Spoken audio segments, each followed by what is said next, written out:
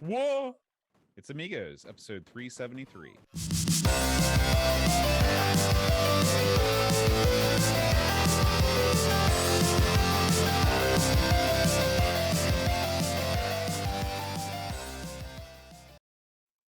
Hi, everybody. Welcome to Amigos. I'm John. And I'm Aaron. And today, Aaron, we're going to be talking about Cannon Fodder. Oh. Aaron, have you ever thought about pursuing a career as a mercenary? Yes, I have. Especially when I was younger and watching the A-Team. Mm-hmm. Because those guys lived a mercenary lifestyle, and it sort of looked kind of fun. You know, I wouldn't mind being on the A-Team or a team like the A-Team, maybe not quite that good, like AAA. You know, like it's like A baseball. single A team, like a Sally. The Sally problem League team. is Sally League team and the Atlantic team, but you've got to have like everyone on the A team had like a speciality, right? Mm-hmm. Like Face Man was like the charisma guy, and Hannibal was the planning guy, and BA was the big mean Wore the rope bully, belt. you know, and Mad Murdock was the pilot. And so the problem is I don't have a speciality. I don't think that would come in handy. You know, being shifty, I guess that'd be my special. I guess you could call me like You would be the tech Slippery guy. Pete They or didn't something. have a hacker type. You're kind of a hacker. Well, the problem is I can't program or do any actual hacking. I mean, I can rip up a dollar machine. Is that coming? If the A team going, or if the AAA team go on a mission where they need someone to stick gum into something to see what happens, I can do that. Well, I've read that if you grew up in the 80s, Soldier of Fortune magazine was popular. Did you ever thumb through one of those? I did. You know, my buddies would buy. You know, when I was at like middle school, especially, people would get the Soldier of Fortunes and any of the magazines that had like the martial arts stuff, like Martial Black Arts belt. magazine, or also Asian World of Martial Arts catalog. We would flip to that. We were more into the ninjas and stuff than we were the mercs. But Soldier of Fortune, yeah, you'd get those, and you'd see a guy like half submerged in a swamp, you know, Right. with like crud on his That's what I think face. about. He looked like Swamp Thing, and he had like a gun sticking out of there. I'm like, oh, okay, I don't want to do that. That would be horrible, you know. But yeah, we passed it around. But I'd much rather be a ninja than a merc, just because ninjas could like throw crap down, disappear. They got the gimmick that hurts your feet. They wear the cool boots. Well, they've got sort of pseudo magical powers too. Right. Where like a commando, they got the armament and they got vests and crap. They're always big, husky, studly types. I want to say that your average commando, like you said, works in a team versus your ninja, more of a lone wolf a lot of the times. Yeah, too, yeah. That's and it really the team aspect would work better for me. Basically, like if the A team, instead of like having Hal and Mad Murdock, they could have like a fairly competent Aaron, the guy that drives the Jeep. That could be me. You like, do have good driving skills. That's right. You know, what about you? Did you ever think about going down that path? I really like today I had to hang up a vinyl banner outside, and it took me about 45 minutes to negotiate the zip ties. Real? So I don't Not think a good I have sign. what it takes to become an A-level commando. But if you were going to join like a AAA team, what would your special skill be? They got to have a guy to play taps and stuff. You could be that guy. Yeah. Although that's not a good thing. If you need a guy in your outfit to play taps, it's not going well. People can also call upon me to know random things. Remember how I name dropped Knott's Berry Farm the other night? Yeah, but you don't know what that is. You just randomly said things. Well, I didn't say they were correct facts, but I can come up with an answer really quick, no matter the situation. If the team needs a guy to just randomly say something stupid, you're their man. You're the master of that. Just something completely out of left field. But how often is that going to come up? You'd be like, you know how they had Face in the A team? You'd be like, I don't know, Disgrace. You'd be the guy that just instead of charming people, you confuse them, and then BA charges with a double axe handle. Except your BA you'd have Zeus. You would have Zeus as your BA. That'd work out great. I could work with Zeus. Didn't Zeus just pass away? He did, but if this is all hypothetical, I could see an A team with you, Zeus, some of your the pizza guy could be in there. Yeah, he'd have This to would be be. quite a team you'd have. You ever heard of? They used to have the Avengers, right? Then they Mhm. had the West Coast Avengers, sort of like the watered down version.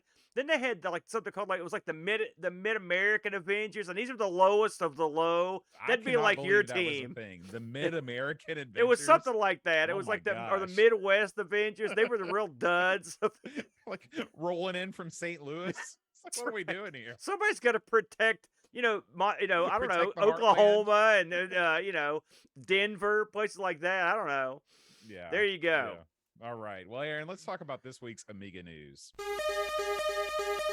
Amiga News. The Great Lake Avengers. That's it. Thank you. Thank you, So, Cracky. Aaron, I know that you have had this little bit of news sitting under your hat for a long time. You're sort of on the inside when it comes to the Amiga. How do you say it? A mini Miga. Amiga? A mini Miga boat. A mini Miga. Yeah. You're on the inside. You're in the inner circle. I'm Tell us in about with what's the going in on crowd. Yeah, that's right. now. So, I love that song. do you really? Yeah. This is something we have been sitting on for a while, but we can formally announce it here. In fact, I talked to Amy Jimmy. He said unleash. So you're gonna love this, and this changes things a lot in my mind. A mini Miga is teaming up with Retro Games, the people that make the A500 Mini. All right, Mm-hmm. allow me, if I may, to bam that little item, and they are sponsoring a contest in conjunction with the Mini Amiga in light of the new version of a Mini Amiga that'll be coming out. It's in beta right now, and it's the Mini Amiga wallpaper competition. Right, and again, this is officially endorsed in collaboration with Retro Gaming Limited. And that's a huge deal. Think about that. I mean, they're putting their thumbs up on the Mini Amiga project, which is, I mean, that takes it out of the realm of like some guide into the realm of like they endorse this awesome thing. Exactly. This is sending the message that if you're going to put a front end on your Amiga Mini, it should be a Mini Amiga. Yeah. And so anyway, they're having a contest to design some wallpaper for the next version, a Mini Amiga 2 version 2. And so the dates on this, it starts today.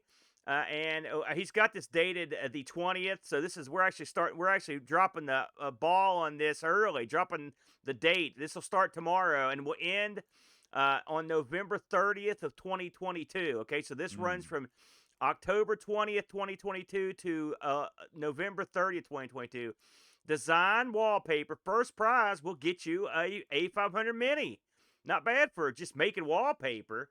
Yeah. Second and third prize will be full copies of a Mini Amiga on a USB 3 stick, which they will provide.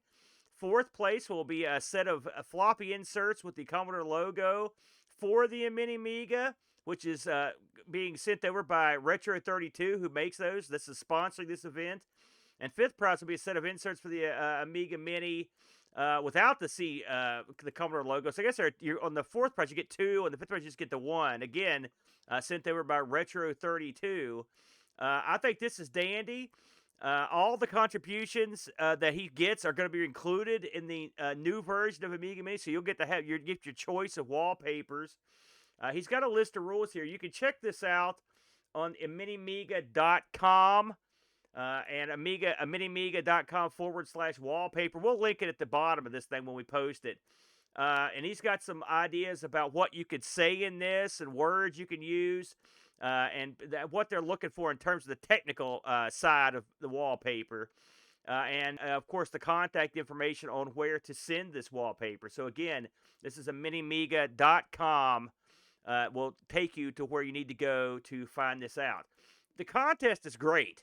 All right, it's dandy, but like I said, to me, the big news is that Retro Games is getting in on this. And I'll tell you, when Amy Jimmy told me this a couple months ago, I couldn't believe it. I fell out of my chair because this is not something that happens all that often, where you are basically doing what you effectively would consider. I'm not gonna say it's a hack, but the Mini Amiga, the A500 wasn't necessarily built for you to go into Workbench, and do all the stuff you can do with a mini Amiga, and so clearly they saw what he was doing, and they were like, "This is awesome.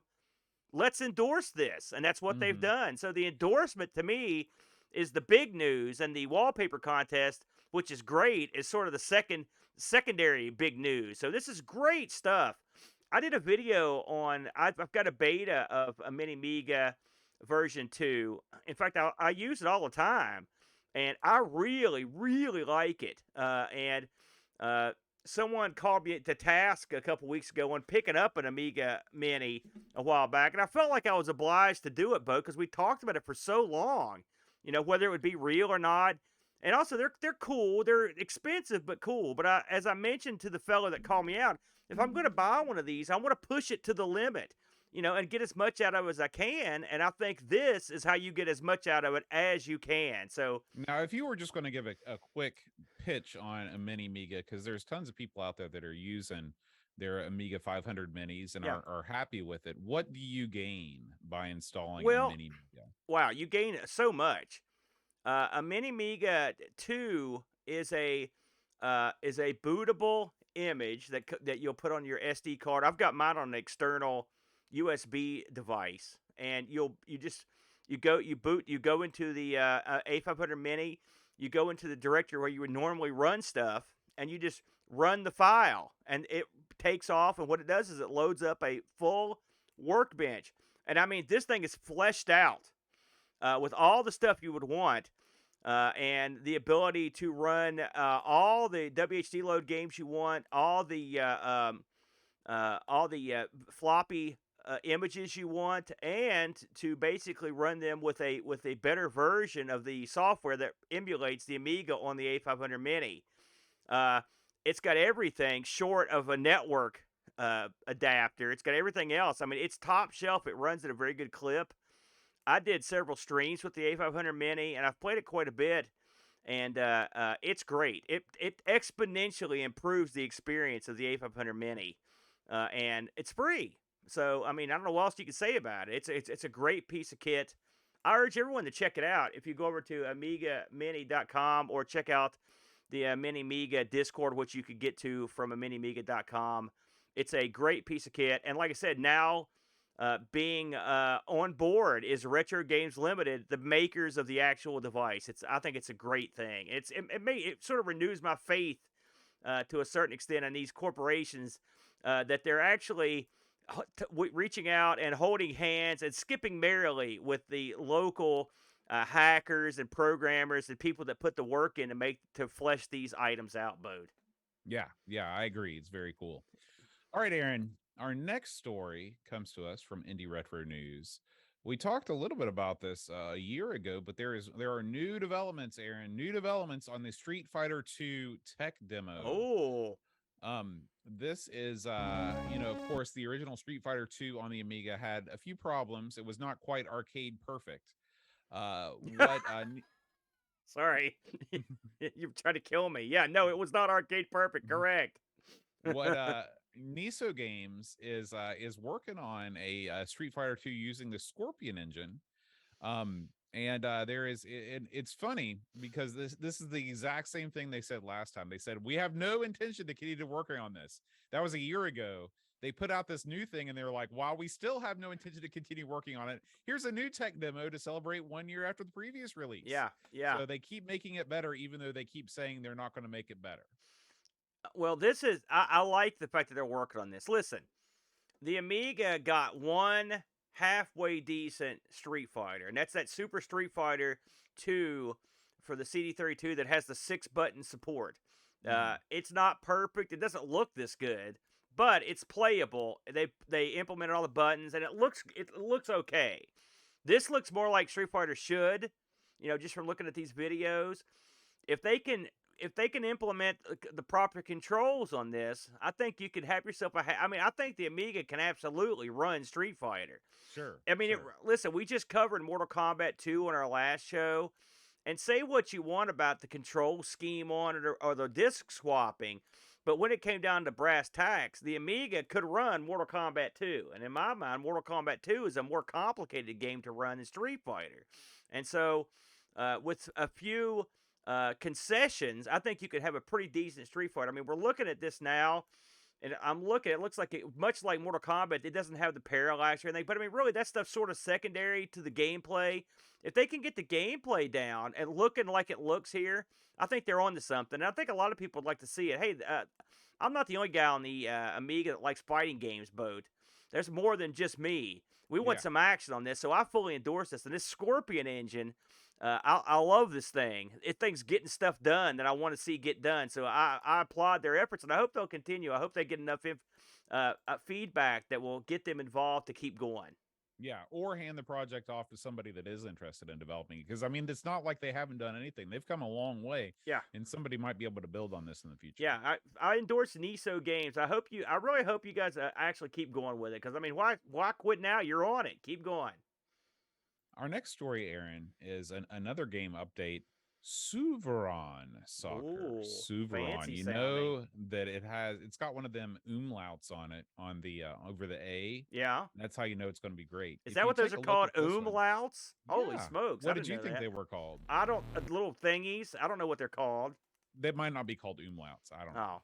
Oh, that's pretty good though. You had me going. I think there's something called an umlaut, but I don't know if it is the stick over the note or if it's the two dots Yeah. or it's the woo. Look how fancy that screen looks there. It's very hackery. Big. Yeah. So check this out, Aaron. This is Suveron Soccer 37. This was demoed at Amiga 37. Oh, okay. You know, there's a lot of game news going on here. Because Amiga 37, was such a big event. Yeah. And there were so many games that sort of, everybody was out in their bright colors. And so what do you think about this soccer game, this perspective, Aaron? Are they actually, we're watching a video here where two guys are looking at this. Are they playing each other? Yes, they are playing each like other. on two different computers. Now that is awesome. I recall looking at this early on. Back, remember we looked at this, we were like, oh, I don't know about this. Remember that? And now that I look at it, of course we're looking at it's over the shoulder. It looks like it might be fun. The fact that you can network it up looks pretty cool. I mean, it looks like it reminds me of like an old NES game, basically, boat. Well, this looks better than an NES game. This because of the way that the perspective is shifted. Yeah, it reminds me a lot of. There's a new trend in Japanese role-playing games where you do this. It's like this 2.5D where everything looks like a cardboard cutout, kind of. Yeah, and you've got these various layers of 2D images kind of stacked on top of each other, like a living diorama, if you will. And so I'm not the world's biggest soccer fan, but I'll play some sensible soccer any day of the week. And if they can bring that kind of gameplay to this unique perspective, I'll be all about it. Reading the blurb here, it says the developer describes this game as a super formation soccer-like game for the Super Nintendo. Have you ever played that on the Super Nintendo? What is it? Super Formation Soccer. No, I have not played that. It also says this is compatible with a Amiga AGAO 20 14 megahertz. So pretty much a 1200 will play this. Hey, I'm looking forward to it. Listen, I like a good soccer game as much as the next guy. So yeah. I'm down. Yeah. We've got one more game story that debuted at Amiga 37, Aaron. This is I guess the last time we heard about this was back in 2018, an Amiga game called Aquabis. Ooh. And this is a game that is set in June 1821, in which you travel from Paris to the French coast and visit the very depths of the ocean to discover what lies underneath the surface. This looks like a pretty interesting game. It doesn't appear to be in English, which is unfortunate. Well, it's hard to really tell. It looks like English to me. Well, there are some words that don't look English, so that's like all that. Yeah. What is this? Is this a point and click type deal here, Bode? I believe that this is something akin to remember that game we played with the train, Snowpiercer? Yeah. That's not the name of the game. That's the name of the movie. Yeah, I know what you're talking about. But anyway, it kind of reminds me of that, where you're on a submarine instead of a train, but it looks like you are managing various aspects of life on the submarine. According to Indie Retro News, it has inspirations based on games like Pirates, Frontier, and Freelancer. So this is if you are into that sort of like sim type life game, You might want to check this one out when it becomes available. I was just thinking, looking at it, because this looks really complicated. Yeah, And I'm yeah. sure the Amigos Game Selection Committee are tripping over themselves to They get this on the cannot wait list to make the us play second this is Yeah, released yeah. to get us into it, because this is what they like to do. Now, this That's what looks, they I mean, get. it does look very well done graphically, Bode. And, Yeah, you I know, so really that, like the pixel art. yeah. It looks great. No word on when this is coming out, but it is still in development. So Yeah, check it out. very nice. I love it, man. There's a lot of good stuff coming out, eh? Yeah, and finally, Aaron, we have to share some pics from Amiga 37. I went on the old Twitter Yeah. and checked out Ravi Abbott's account. Ravi he's large and in charge. Everywhere you go, everywhere there's Amiga, Ravi is. Yeah. And Him and listen, Bill, they're man, always there, you want omnipresent. proof positive that the Amiga was a non-factor in the United States? Check out some Amiga conventions. Check out some pictures from some Amiga conventions stateside, and then compare them with where the Amiga actually mattered. And you get Amiga 37. Is that a This place is personal packed burial of to the gills. You're killing Packed to Doug. the gills with people. Yeah. Look at it, Aaron. Well, yeah, Look at the faces. I even see a girl. I This mean, was what a are we huge- talking about listen here? to It's you. crazy town. This was a big event before the pandemic, if you'll recall. That the last one had the big one in Germany. This was a huge big deal with all the new hardware that was the news was breaking and stuff. And so I was like, I wonder what this one's going to be like. And it didn't disappoint. It looks like it's quite a gathering. I'll watch. What a venue too. It looks like an old brick warehouse that's been sort of repurposed into something awesome. I don't know if that's real. There's like chandeliers and crap. It's awesome. Yeah. I know we had some people that went and some people that would like to have went to it, and this is a huge deal. And I remember the last time they had one of these big ones, like it was so big it like made the news. It was like a huge deal. Right. So, and keep in mind, I know you were just being jerky earlier, but the conventions and the Amiga-based stuff, like there's always that huge thing in Canada that gets over that, so that Retro Rewind's a part of up that's there. World of Commodore. Right, that's a big deal. Commodore's so much bigger than the Amiga. Give me a break. And also, there are shows here that are growing at a rampant clip. Boat, including I know is huge. Amy West is getting ready to start. I think they're gonna have to draw big. I think the pandemic, if it did anything, it made people long to get out of their houses and get with their friends and do this stuff. So, coming out of the pandemic, I think these conventions are going to be overflowing. I think it's dandy, and I hope everyone had a real good time over there. I didn't hear a whole lot of news coming out of this like I did for the last one, the big one. But I'm sure we'll hear something before it's all said and done. But yeah, this looked like a real happening. I watched some of the streams.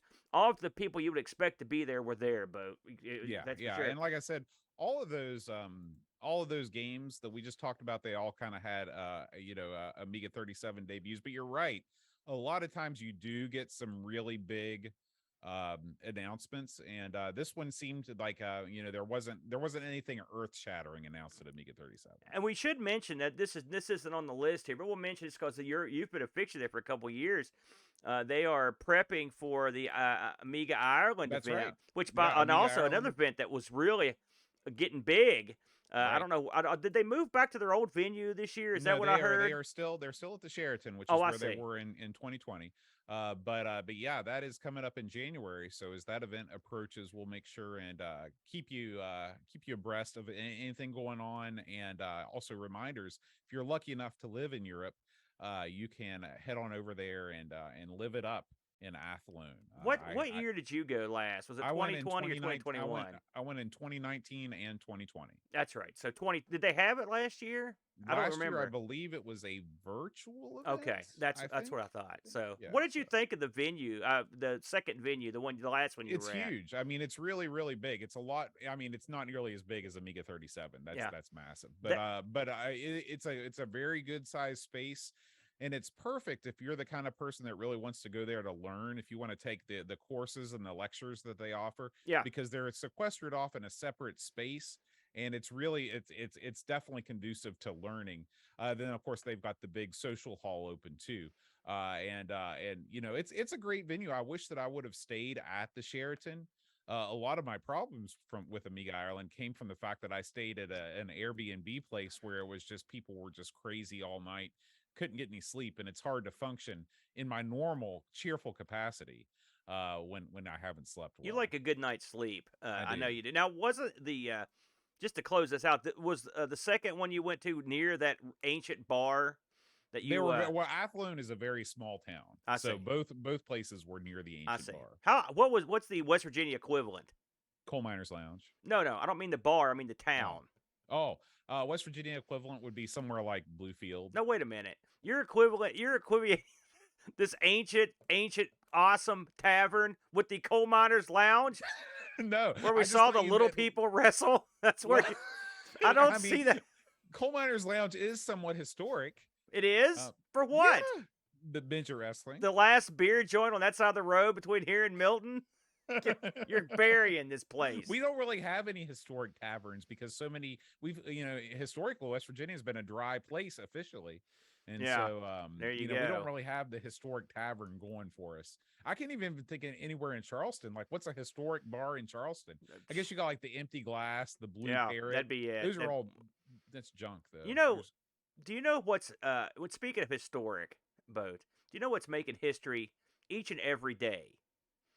It's our good friends up north at RetroRewind.ca. By the way, I bet they've got some awesome killer taverns up that way. Oh, yeah.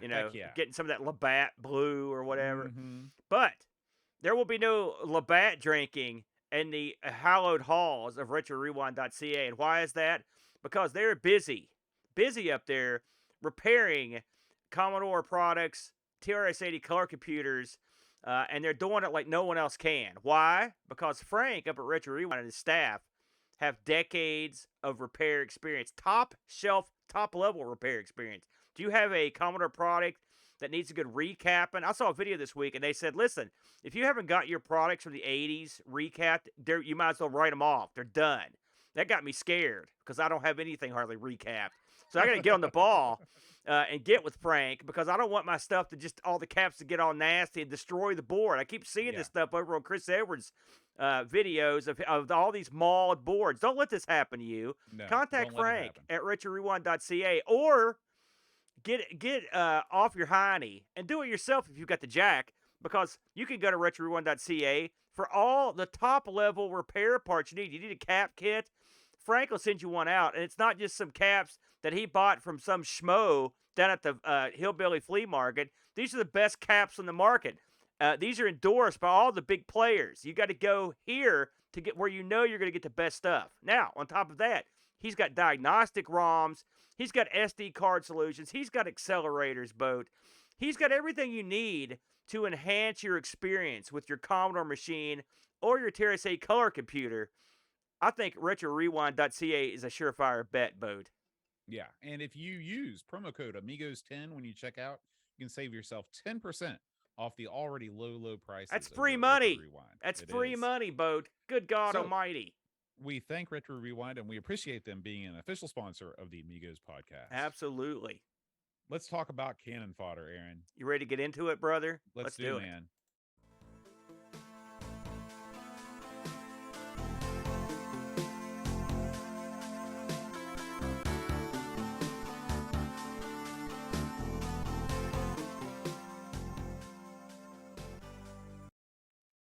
This one, it's been a while, hadn't it, Boat, since we had a look at Cannon Fodder. This was back before we even did videos at all. As we look at this in our rewind this week, this is one of the games I can definitely say we both played back in the day, so we've got that going for us. But for people that aren't familiar with it, Cannon Fodder released in '93, Boat, way back, and produced by the fine folks at Sensible and published by Virgin Worldwide. This came on 3 flopperoos and was something of a legend, a huge game on the landscape of Amiga. This was, of course, worked on by the folks over at Sensible, including Julian Jameson, who coded this bad boy. He's worked on a few things, like you may have heard of, like Sensible Soccers, Sensible Golf. He did a boxing game, Boat, called Seconds Out. We should try that sometime. Yeah.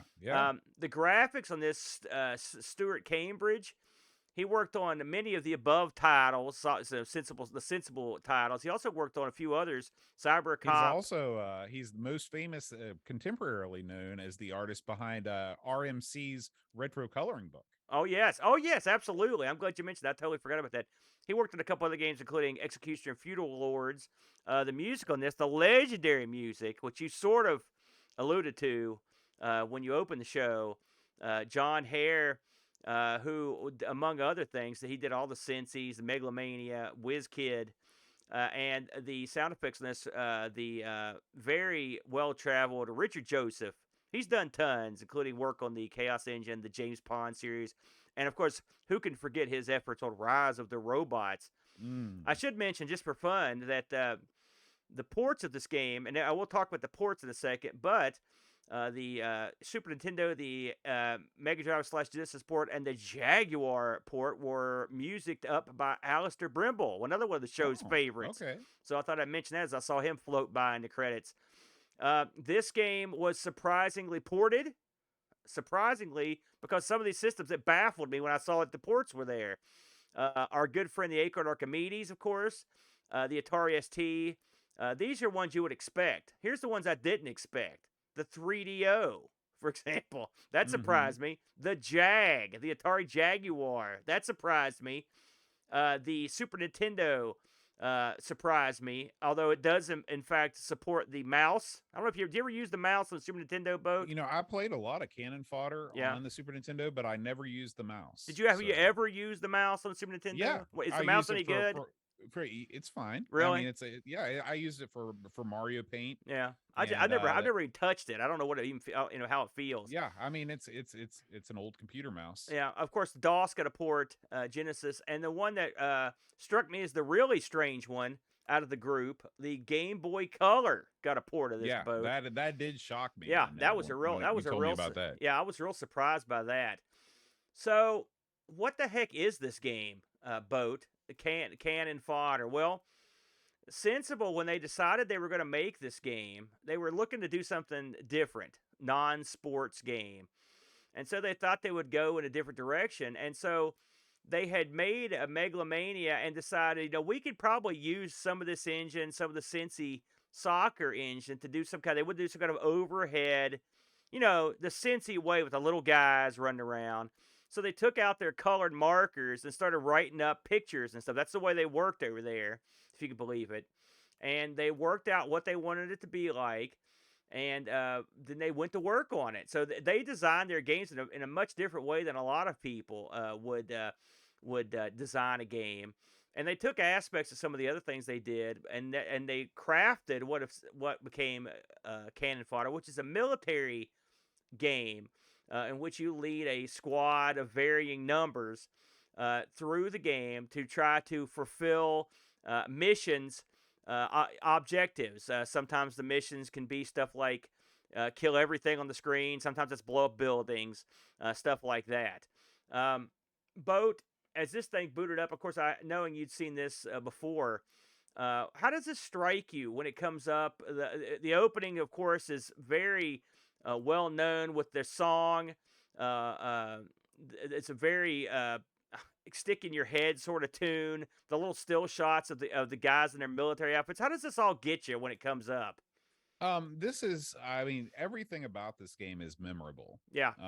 That you very rarely get a fully realized song at the beginning of a game on the Amiga. I mean, a lot of times you get your Euro dance trash where it's like the bass line comes in and then the melody comes in and then the drums. But it's really just it's not a real song. I like that stuff. This is a real song. This is like a song that you might hear on the radio. Yeah.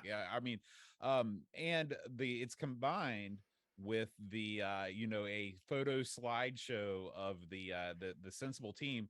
It reminds me a lot of the music video of the Beastie Boys Sabotage, where they're all dressed up. The Beastie Boys were dressed up as cops, like 70s cops. These guys are all dressed up like 50s soldiers. The one guy that I can't remember who it is, but he's known as Elvis. He really does look like Elvis. I mean, it's a striking resemblance. I was looking into that opening. And by the way, just a couple tidbits since you're talking about it, and I'll let you get back to it. That opening is that's the only thing that supports officially the CD32 video FMV pack. So if you will get the CD32 version of this, if you want to see that opening, you have to buy the incredibly rare FMV pack, and it was the only thing ever released that supported it. Kind of weird.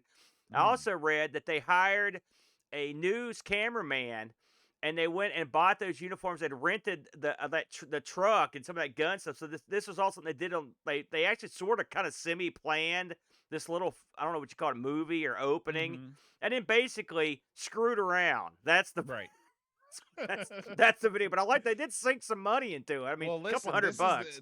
This was sensible, probably at their height, at their financial height. Yeah. So I mean, when you get big and you have some money to throw around, why not rent some military uniforms and some cars and hire a photographer to take funny pictures of you? They didn't spend that much money. $300 probably in the whole enterprise. And look how legendary it is. It's amazing what you could get for that. Yeah, yeah. Now, I will tell you, as somebody that grew up playing the PC version of this game, I never knew about any of that because they replaced all of that stuff in the CD-ROM version of this for Windows with a pre-rendered 3D montage of humorous cutscenes of soldiers meeting their doom. And so whenever I play this game, I always think about that. 3DO had a combination of both. They had the stills of the guys in their outfits, and then they had this sort of computer generated, of the era, like animated thing with soldiers. It was real wacky. So they kind of wanted to have both for whatever reason. It doesn't work. One of the little scenes was like a guy was like, "Oh, it's a cute little cuddly toy," and then like he picks it up, and the other guy is like, he notices it's actually like a bomb and a teddy bear. He's like, "No," and the guy's like, "Oh," and then it's like. Yeah, and it's so that's the same video in the 3DO. I think it's the exact same one because I'm pretty sure that's what happens in there. So anyway, the game starts up and there's no lengthy exposition. You don't have to read a freaking novella. You just jump right in, and you see, you get your first mission, and this game is a top-down, I call it a top-down shooter. I mean, that's essentially what it is, that incorporates some strategy elements. It scrolls in all directions, and your job is to take a squad of soldiers through enemy land and accomplish certain missions, most of which involve blowing up buildings and destroying the enemy forces. Yeah, I think, I mean, that's pretty much this game isn't deep. You go and go to work. Now, this game's mouse driven, and you probably, I know for me, I think the first time we played this, because I went back and listened to my review of the original time I played this, I don't think I got this. I don't know why, because going back now, it's as easy as pie.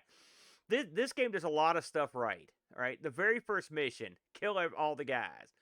You've got 3 guys. You walk out. The enemy's standing there. You shoot them. That's the end of the mission. That's the way it should be. This thing holds your hand, and on each mission, they add a little something. It gets a little bit harder. I like the way this ramps up. This controls almost in like a Diablo style. That's what it reminds me of, where you basically click on the screen where you want your head guy to go. Now, you can split your guys off, but a lot of times you'll have them together as a crew. And you go out, and at least, I don't know how far you got into this. I think I got to like level 6 or 7. Oh, you got further than I did. Oh, yeah. I had a real good run, Boat. And up to that point, at first you'll start out okay. You just kill guys. Then you have to learn how to use grenades, kill buildings. Using grenades and missiles, real simple. You just in the upper left-hand corner of the screen, you see a grenade and a missile, and they'll have a number under them to tell you how many you've got if you have any. When you're ready to use that weapon, you click on the grenade, and then when you normally would shoot a character by hitting the right mouse button, on this one you just hold it down, hit the other mouse button, he shoots off the grenade. It's that simple. It's the controls on this are drop dead simple, and that's the key to it. A game like this, they could have went too far. Okay. And the missions get more complicated, and the landscapes get larger, but the control of the thing never changes that much until you get into vehicles and stuff, and even then it's not that bad. But the ability to just take your guys, lead them around with the mouse, the control is precise. If there's a box you need to get that has grenades in it, you just click on the box, and your guys will go over to it. Now, if people are shooting at you or someone throws your grenade or something, you may want to alter that route. But I mean, otherwise, they'll go to where you point. That's what you need, precise control in a game like this. You really have to have incredibly precise control to go around some of the areas that are booby-trapped or have quicksand. You'll have to be very careful as you guide your guys around the perimeter of these areas. But and if the controls hadn't been as good as they are, these would have been game killers. But the controls are so good, you can easily guide your troops all through the map with any problem. The map scrolls in a very gentle way. You can take your mouse and sweep around the screen, and you can see the map will sort of scroll with your mouse a little bit, so you can sort of see what's going on over there. So you also have a full level map that you right. can access anytime, which is also useful. Yeah, absolutely, because you're going to get to, and it depends on what kind of area you're in. If it's kind of mazy, a lot of them are. It's nice to get that overhead map, but I didn't use that map all that much because I found going through it not that difficult, at least up to the 6th level. I didn't find it too difficult to navigate through. And you know me, I get lost all the time. I got lost tons of times. Well, I don't know, man. I was just in the zone, Boat. Yeah, I'll be honest with you. The game has a lot of. This game had a very interesting birth or release in the UK because originally the box of this game had a red poppy on it, which is sort of the symbol of the I don't know the exact outfit, but it's the World War British I Foreign Legion. Yeah, and so this has it's a very symbolic, respected symbol for the war veterans, the dead people that passed away in war, and so this game using that as its original cover, it made some people angry. We're not going to get too far into this controversy, but enough people got angry about it that there was a controversy about it, and ultimately they ended up changing the covers. But the poppy is still in the game. The screen is in the game, and this game sort of the rep of this game is it's supposed to show you how futile fighting wars are and how silly it is, and they do this in ways that are unique to this game.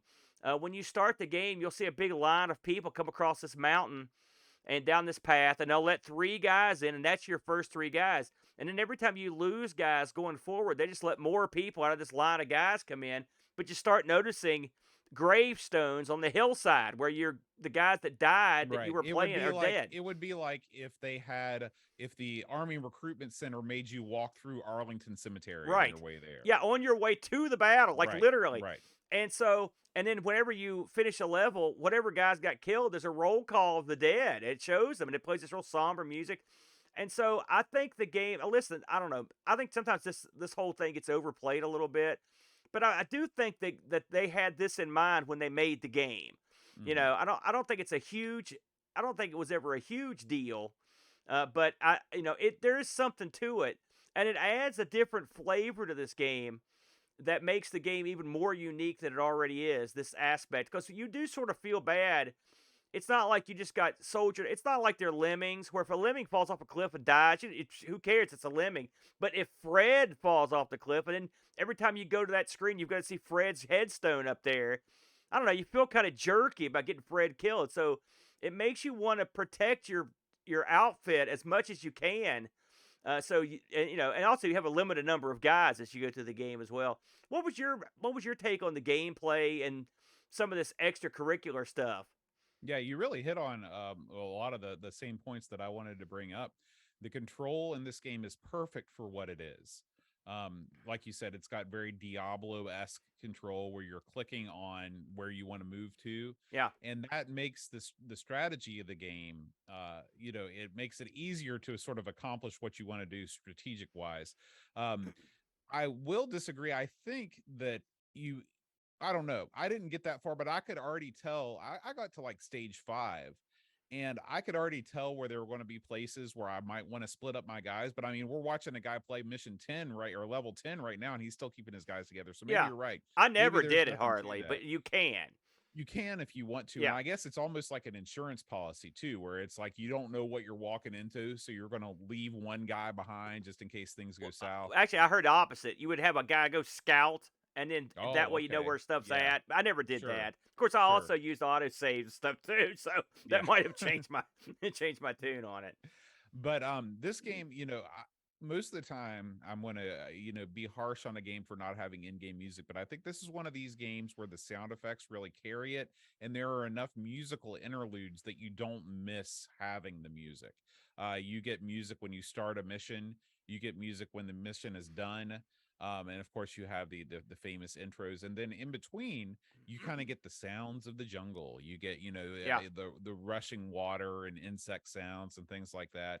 And of course, whenever you shoot your gun and you watch a guy bleeding to death, you see that. And one of the things that always sticks with me in this game is that sometimes when you shoot a guy, he'll just sit there and he'll bleed, he'll twitch on the ground and he'll bleed, and it's very visceral for a game with such small sprites. They managed to convey a lot of emotion. Yeah. Maybe emotion is the wrong word, but the sort of brutality of Yeah. war. And I can understand, talking about the controversy, whenever you make a game that does have satirical elements in it, some people are not going to get the satire. Yeah. And I can understand why.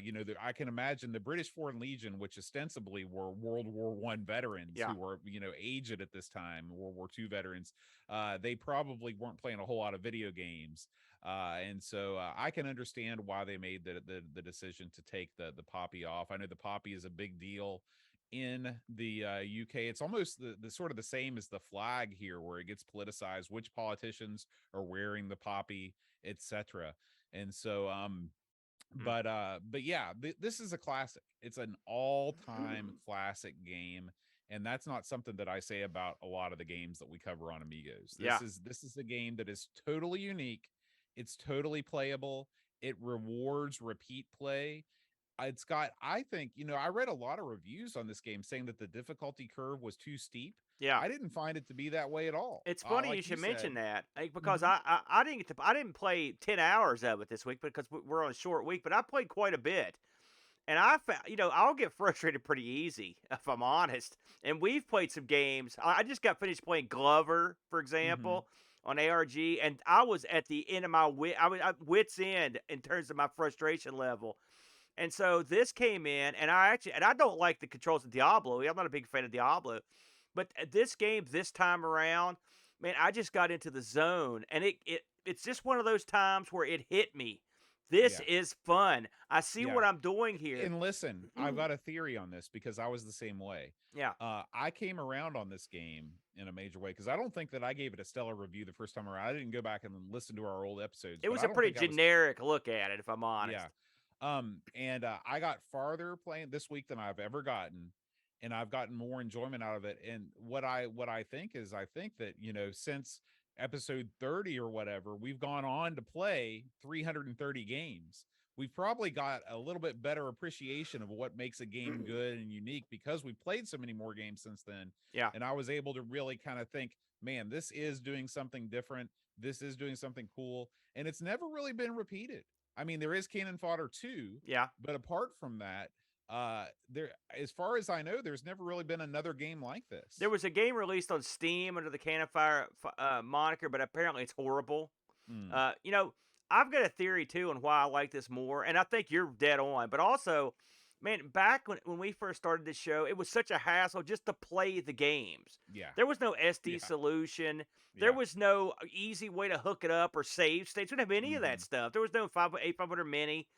And so it's just easier for me to get set down and just instantly be playing. I think that's changed my attitude on a lot of stuff without having to have load times and stuff. I mean, we do live in a golden age of being able to play these golden age games in a modern way. And I think that's a lot of fun. But you're right. I've got a better feel for the way some of these games operate. And this game is just, I can see why it was praised so much because it is fun. I didn't think it was too hard. I mean, if you consider this game has 24 missions, and some of the missions have multiple phases. Right. And so, according to what I read, this had 72 levels. That's a good set of levels. Some of these levels are over in a minute. You know, a couple of them. Some of the levels go on for say 5, maybe 7 or 8 minutes, and later on, who knows? But that's a good chunk of levels right there. And what they do is that, as at least as far as I went, is they kept adding little things, not just little things with the soldiers, but little nuances, like adding quicksand. Like the first time I stepped in that, I was pretty surprised. The booby traps. And they did some real cunning things with the booby traps. They would booby trap areas you'd never go to, just so you'd think you needed to go there. That's clever, stuff like and that. I also appreciate whenever you blow up a building, parts will fly off randomly. Well, and you have to get out of the way, and you see the shadow of the roof fall down like Wicked Witch of the West style. And your guys and are it's like, also and it's hilarious. I mean, sometimes and the thing about this game is too, when you die, when there's a TPK, you are it's boom, it's over. It says mission failed, and you're like, well, yeah, that's true. I just got crushed by a roof. You know? I had that happen a couple times, and it was infuriating, but it is sort of funny. It is sort of funny, yeah. When this game ends, you're back in the action pretty quick too, which I like. In fact, I'll be honest with you, Bo. There are only a few things I have to complain about, but I do have a couple complaints. You can be killed off screen, which I mean, or by someone who is just literally, if you scroll there for a split second, and there's a guy with a missile launcher, he could kill your whole party, and you'll never know what happened. There's one level where you start on this pier, and you could, in like the first 3 seconds, you can be killed if you move the wrong way. So that's the level. That's what they're teaching you. Here's what happens. But I mean, it's still any game that starts you on a place where you could die instantly. I don't like that. That's always an irritant. Those are 2 minor complaints. I found the path thing a little weird with your guys sometimes. Yeah, sometimes guys would get left behind or get hung up on stuff. Yeah, and sometimes if like you're on a cliff, for example, that's understandable. But sometimes just going around in the woods, you have to kind of move your guys in certain ways to get them to follow along. So it's just pathing. It's not. I never found it to be crippling, but it is something to look at. I noticed a couple glitches in the version I played, like just guys that you couldn't shoot that would just be there. I couldn't tell if they were floating down the river or if they would, but I hadn't shot them. I don't know what they were there for, but I couldn't shoot them. I didn't know it. So are you was sure weird. those were guys and that wasn't like seaweed or some sort of aquatic plant? No, they looked like men because they would occasionally you'd see them kind of swim or I don't know, but it was weird. I saw a couple times I saw that, but I mean again these are minor quibbles with the game because. This one is great. And I also want to mention, you mentioned this briefly, the music in between scenes is a haunting song that plays whenever it plays when it plays your death, the guys that have died, and you go to the hill. That's a real good piece of music they put there. Which it's not something I normally notice, but I noticed it this time. I thought it was really good. Just to sum up a few things. This reviewed quite nicely, Boat. This has a lemon score of 8.81. It's surprising to me. Now, me and Brent played Mortal Kombat last week while you were out. Mortal Kombat had a 7.93, I think, something like that. So they're saying that this is only less than a point better than Mortal Kombat 2. Now, I like Mortal Kombat 2, but I think you're grossly underselling this game by having it in that ballpark of 8.81. Right. The magazines were kinder. This is one of those games that got pretty much great reviews across the board. Amiga Action 94, Amiga Computing 94, Amiga Down Under, I don't think we've talked about them before, 95, Amiga Format 95. Even Amiga Joker gave this an 85. They had everything. Amiga Power 94. Total average magazine score, according to Lemon, a 93%. That's got to be amongst the highest we've seen. The reception to this was off the charts. Amiga Format reported that this sold over 100,000 units. And so I don't know, I don't have a time frame for that, but just that alone, that's a lot of units back in those days. In 2004, Retro Gamer voted Cannon Fodder the 61st top retro game. It was, I love this. This is a great accolade. Cannon Fodder was included in the 2011 list of best violent video games of all time by the Daily Telegraph. That's pretty strange. And Total ranked this the 31st game in their top 100 Super Nintendo games. That was interesting. So apparently this Yeah. was pretty popular on the Super Nintendo. Of course, this also was included in the games you must play before you die, as a lot of the good games are. Um, did we get any Discord action on this boat? We did. We did. Lord Soup writes, the excellent, sensible software at the height of their powers again.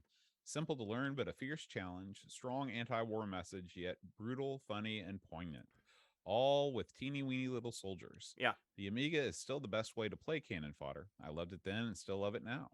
War may never be fun to those in their right mind, but this is the exception to prove the rule. An Amigan's treasure. Deceptively tactical and requiring excellent reactions. A must have for any Amiga collection, 9.5 out of 10. Benz writes, Cannon Fodder is one of those games that when you return to it has lost none of its charm. The opening credits instantly remind you of the sensible software vibe, and watching the rows roll is like putting on a comfortable pair of slippers. I imagine I don't wear slippers. The game takes the point and click RTS genre and strips it back to the basics. No construction or resource management, and all action. On the surface, it's a simple game, and all the better for that. The controls are simple and easy to get into. Click to move, click to shoot, left and right to use the ordnance. In no time, you're roaming the maps and blowing the enemy to smithereens. The start of the game, the AI seems to be lacking in intelligence. Sometimes they'll stand there waiting to be annihilated. Other times, they seem to be wandering in a confused circle. But as you go through the levels, they get sneakier, creeping through water, hiding in the trees, and even deliberately standing beside boxes of grenades, daring you to try and take them out without destroying those valuable pineapples of doom. There is a random element, too, with large chunks of roof flying in random directions when you destroy a building. Every one of your troops has a name, and this is one of the first games I can remember playing that tried to make me care about my virtual protagonists. The game balances challenge well as you progress. Different types of enemies start to appear, and each terrain type comes with its own dangers. It is a deceptively tactical game, and before long, the white crosses will start to spread over your hill. But it is so much fun to play that you will want to dive back in after a failure, determined to do better this time. An absolute classic that more than holds its own today. 9 out of 10. And Pajako writes, Cannon Fodder is not only one of the top Amiga games of all time, but also one of my top games of all time, period. Even my wife, who is not a gamer, has played and enjoyed it. That's how good it is. I spent many hours playing this on my trusty A500, and even though I've completed the game, I still come back to it, although completing it was actually something of a disappointment because I just wanted to keep playing. Cannon Fodder manages to squeeze in strategy, arcade gameplay, some very dark humor, and even tugs on the old heartstrings from time to time. I think everyone got something in their eye when they lost one of their trusty squad members after a string of grueling missions. Even though the sprites are tiny, they manage to squeeze a lot of life into them, and the audio is just fantastic. Cannon Fodder can be a tough cookie at times, but it never feels unfair. Definitely one of my Desert Island discs, 10 out of 10. Very good. That's it, Aaron. Very good. Hey, we mentioned that I want to go to it before we move along. This got many, many ports, both, but the wackiest one that I found was the Game Boy Color port of this. I read that it was not bad. I don't know how it would. I guess you're using the stick to move the crosshair, and you can see it looks like they've got the crosshair sort of maxed out as to where you can go, but it might work. It's neat to me that this got a release on the Game Boy Color, and this is one that I would be interested in trying. And I would recommend that the people at home give this a whirl. I did have a look at the 3DO version as well, and it looked interesting. Me and you have had a cup of coffee on the 3DO from time to time. I read that the Super Nintendo version was real good, and that but the mouse really enhanced it. From what I read, that was one of the red marks against this game, is that on systems that did not have a mouse, it was a much more difficult game to play, and when you make a game like this more difficult, you're certainly sucking away some of the fun. To close it off, Boat, I did have a look on eBay. I can tell you without any doubt that this game was one of the most available games I've ever seen on eBay that we've looked at on here. This game has tons and tons of, even in America, you can get a couple of these. I saw these going complete in box, ranging everywhere from $8 all the way up to $63. And this is one that really got my attention, Boat. This game was available more than any game I've seen for the CD32 in the big box. That's the box around the CD. And these big box CD32 games there were tons of them up there. I was real surprised because you don't hardly ever see big box CD32 Right. games. I saw these ranging anywhere from $80 all the way up to $150. And if you Mm. just want to get the jewel case with the game in it for the 32X, you'll be paying $81. We didn't talk much about the 32X version of this except for the FMV. Are you I'm talking about actually, the C? Are you talking oh, about the excuse me, yeah, CD32? CD32. I've played this in the CD32. Of course, if you've got your choice between playing this with a gamepad and a mouse, I'm going to choose the mouse Yeah. pretty much every time. And Yeah. so this is one of those wacky things that you can port it, but should you port it? Probably not. Of course. Well, no, I wouldn't say that. You should port it because, like, I would have never played it if it hadn't came out on the Super Nintendo. Well, I suppose, but I'm just saying in terms of I It's guess like, if should you you don't. port an arcade game? Well, no, Heck but I'm yeah. saying the Amiga CD32 and the Amiga are so similar. In my mind, I'm just like, I don't know. I wonder how many people back in the day knew you could plug a mouse into your CD32. I would That's a wonder, good question. you know, I what don't know. maybe that's something to look into. We'd have to talk to the 7 CD32 owners. Oh that no, exist. actually, it sold. Hey, they sold out of them in the UK, boats. There's people that Yeah, had them. yeah. Remember the Virtual Boy outsold the CD32 7-1. Don't be a hater, boat. Embrace, my friend. That's all we got, boat. All right. Well, let's see what's going on the old YouTube channel, Aaron. Not too much on a short week, boat. The only thing we've got to talk about, just drop. Well, we got to talk about last week's Amigos. I'm assuming people that watching this watch that. Yeah, we Okay. can talk about it real quick. This last week, of course, Boat was out. I will get your opinion, Boat. Since I got you on here, I had the Brent come in as a ringer, and we played Mortal Kombat 2 for the Amiga, and me and Brent both were very impressed. I mean, does it have shortcomings? Yes. Is it perfect? No. But considering you're playing Mortal Kombat 2 on, I believe it was 3 or 4 Amiga discs, and it's pretty good. I find this quite an amazing achievement on the Amiga. I know you were back in the day. You were not a fan, but have you warmed up to this at all? Well, yeah, absolutely. Because back in the day, I didn't appreciate what was being done, and like you prefaced the episode with, you've got to take disc swapping out of the equation completely. Yeah, that just kills the experience. But if you can take that out of the equation, and I mean, of course, you're dealing with one button, but it or looks two. great. It looks great. Yeah. It looks great. So yeah, I'm with you guys. Good effort. And it was amazing to me that they actually put in pretty much all the stuff that Mortal Kombat 2 has. Hidden characters, all the moves, it has every single character playable. I mean, I think they did a great job. And I actually really had a good time working on this one with Brent, because as much as Brent irritates me, like you're going to be very hard pressed to find someone who knows Mortal Kombat 2 better than him. He's a real Yeah. master. Yeah. And I know a little something. So we had a good time with it. But we missed you, Boat, by the way. I'm glad you're back, man. Yeah. The other thing we got to talk about, me and Brent again, we're taking over, Boat. We did a little ARG Presents that just popped as we recorded this today. Protagonists based on sentient animated objects. This was a Rushi suggestion. Remind me to smack Rushi next time I see him. But this was me and Brent, and we literally took on a couple games where you basically play as something that's not human as your protagonist. Brent did a great job. I put him over twice because he picked a game that I really enjoyed. Kool-Aid Man, Bo. You ever played this on the 2600? I never played this one. This was always one I heard about growing up, but never played it. This is an excellent game. You would love it, Bo, because it's simple. It looks fun. like it's right up my alley. It is. Yeah. I also learned, thanks to Brent, that the thirsties here are sucking water out of Kool-Aid Man's pool. I found that highly amusing. I like the fact that Kool-Aid Man's got his own pool. And then I took a suggestion of our good buddy Happy Coding and played a game for the N64 that's called Glover. Glover is, I mean, this is an ambitious title. I don't want to give it all away, but the control on this is challenging. And I will say that. It looks like it. Just watching it. Have you ever played this before, Bo? No. Had you heard of this one? I remember when this came out. I remember seeing it in the Blockbuster available for rent. But you and Brent talked about the does not having a sentience make you not want to play the game? Yeah. If you don't have, and do I want to play a game starring a glove? The answer is no. No, I don't. Give me, at least put googly eyes on the glove. And well, he has a face. Cool name. Does Well, he? yeah, he has a face when he just I stands didn't there. know he had a face. Yeah, when he stands like on his fingers, he does.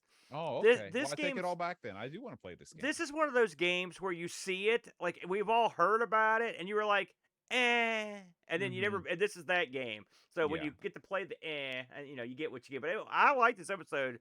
I hope I would love it if you would check it out, everybody.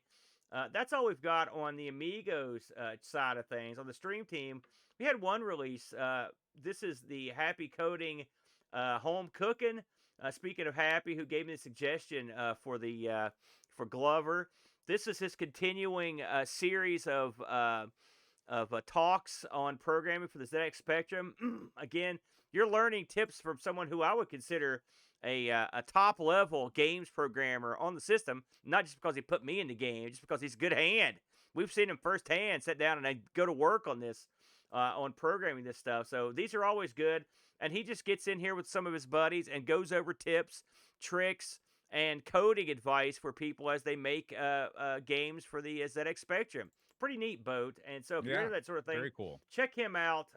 These are his streams that are taken from his Twitch channel. Also, want to mention that coming up, I believe it drops tomorrow, or a couple days after this, is going to be the newest video from our good buddy 48K Ram. And he's got a couple great ones coming out. I believe the next one is him working on his BBC Master 128, I believe is what he's working on, Boat. Really? So, yeah, let me tell you something. I've been watching his exploits and working on this, and they're very interesting. He's a real good troubleshooter. He's a different guy than, say, some of the other people we feature, because he's more of a cold, calculating. He has a method to what he does, and I enjoy watching him work. I think it's something everybody would enjoy. And of course, we capture all of 48K's streams as well too. 48K RAM. So if you want to see him recapping a Tandy Tiracity Model 100, upgrading his 46, playing demos on his Mac, there's plenty to choose from on the Amigos Stream Team channel. 3 words. Check us out. That's all we've got, Boat. All right. Well, we are going to reveal, Aaron, what we are playing next week. What are we playing next week? Let's fire it up, Boat. Final Odyssey. I've never heard of this. I was told this is a CD32 joint, if I'm not mistaken. I don't know if it's a CD32 joint. I think it's an Amiga CD-ROM. It's okay. So across the board, then there you go. Yeah, have you ever heard of this? No, I did some preliminary research. It's the work of one man. It's one of those. Okay, well, we'll see how it goes. Yeah, but we will check it out and let you know next week. To play you out today, we are going to do a little something special because of the Cannon Fodder has such a classic opening sequence. We're going to run the names of our awesome Patreon supporters and Twitch subscribers over that sequence. We hope you enjoy it. This is going to play us out. Thank you as always for listening. We will see you next week, and until then, Adios. Adios.